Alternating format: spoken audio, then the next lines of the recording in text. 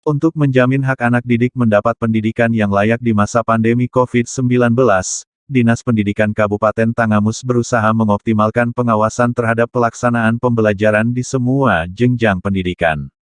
Jumat tanggal 23 Juli tahun 2021.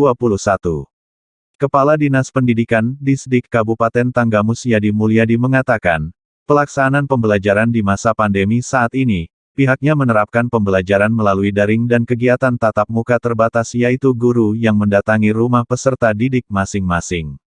Terkait pembelajaran terhadap anak didik, kami dari Satuan Pendidikan harus melakukan pengawasan terhadap pelaksanaan pembelajaran di semua jenjang satuan pendidikan yang ada, kata Yadi Mulyadi di kantornya, Rabu, tanggal 21 Juli tahun 2021. Terkait dengan tadi disampaikan kegiatan pembelajaran ya khusus untuk anak, kita mengacu regulasi di atasnya ada SKB 4 Menteri, kemudian ada regulasi yang dikeluarkan instruksi dari Kemendagri. Nah, mengacu kepada pembelajaran atau PTM pembelajaran tatap muka memang SKB Menteri telah terbit pada bulan Maret tahun 2021 di mana poin-poinnya adalah pembelajaran tatap muka terbatas dengan menerapkan protokol kesehatan. Kemudian pembelajaran jarak jauh atau daring. Kemudian juga poin lainnya adalah vaksinasi terhadap tenaga pendidik dan kependidikan sudah selesai. Kemudian kebijakan dari orang tua juga itu salah satu dalam memilih kegiatan pembelajaran tatap muka terbatas atau secara daring atau pembelajaran jarak jauh. Hal-hal lainnya juga mungkin terkait dengan pembelajaran terhadap anak.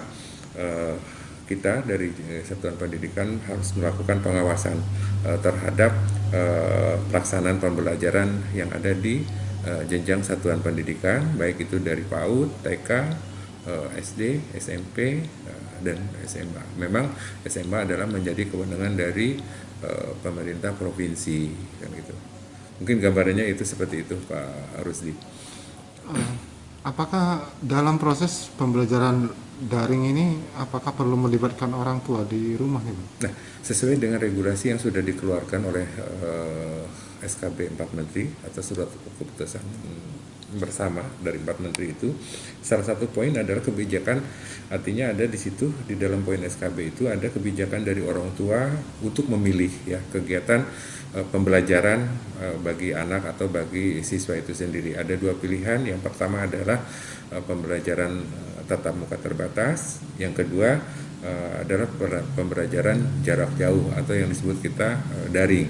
Nah, ini dua hal ini memang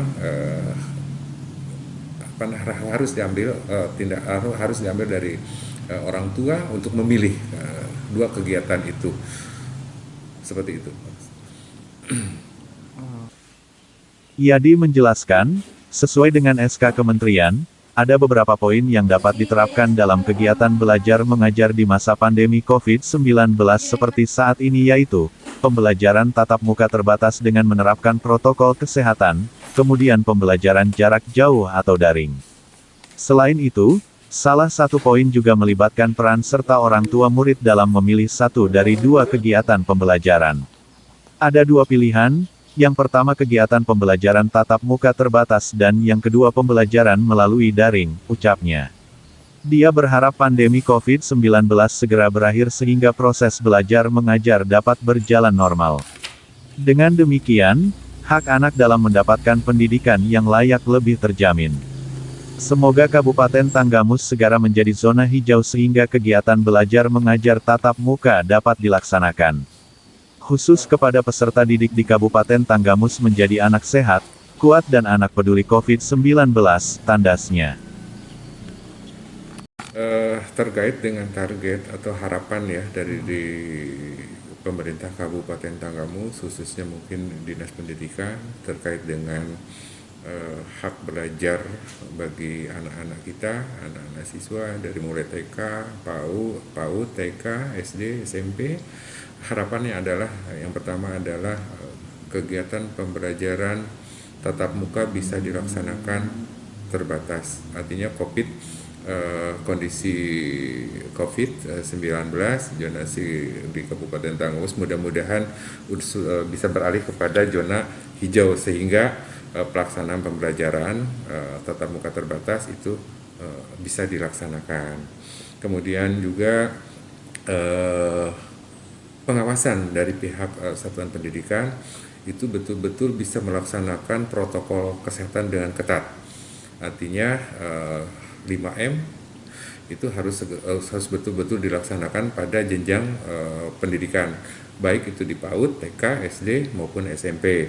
Kemudian harapan yang ketiga adalah memberikan edukasi kepada siswa, kepada anak didik terkait dengan COVID-19 ini, sehingga anak didik atau siswa memahami terkait dengan COVID itu sendiri. Kemudian yang terakhir, harapannya adalah khusus anak siswa-siswa yang ada di Kampus menjadi anak sehat, anak kuat, anak peduli COVID-19. Itu harapannya. Kru Uniex TV Maulana AS melaporkan.